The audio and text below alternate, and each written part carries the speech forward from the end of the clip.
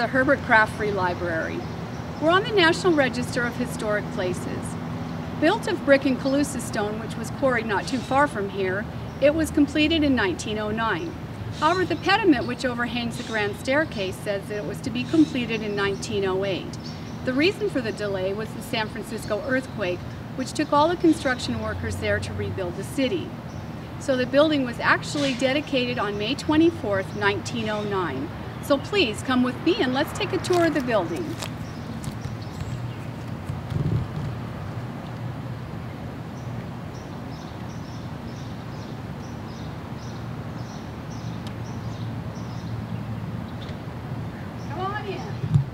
As you walk through the double doors of the entry, you take a few steps into the rotunda where the eye will follow the columns up to the center and take in the beauty of the stained glass.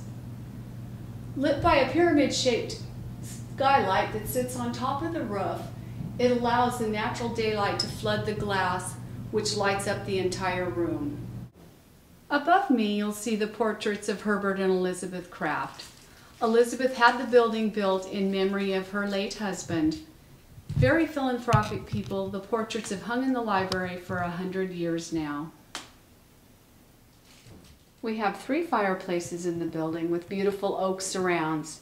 There's a double mantel on them, and in this particular fireplace, the plaque dedicating the library to Herbert Kraft.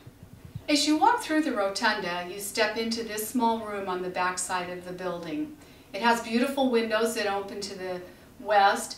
We get beautiful sunsets out those windows, and over the years, in 100 years, it's had many different purposes, but we use it for our home fragrances now. Because the building's on the National Register of Historic Places, we had very strict guidelines to follow in doing the restoration.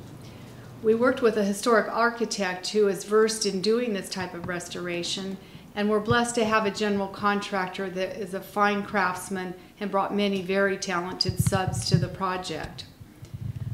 We removed the battleship linoleum on the floor.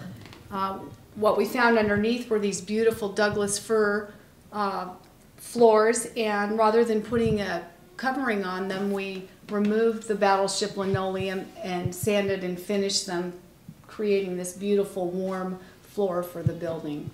One of the most difficult aspects of the restoration was rebuilding the badly damaged windows on this south side over here. It really took a master craftsman to do the windows. These clathries have 48 miters in them and are really the focal points of the window, so we were very blessed to have somebody that could do this type of work. When it came to doing the lighting, only records we had showed that it had gas lighting in here, but we don't know what it looked like or if there really was even any in the ceiling. That's rather doubtful. So we just started looking for some fixtures that would fit the building and came up with these that seemed to work very well with the classical revival architecture of the building. We hope you've enjoyed our tour of the Kraft Memorial Free Library, and please, if you're ever traveling through Red Bluff, stop by House of Design for some hometown hospitality.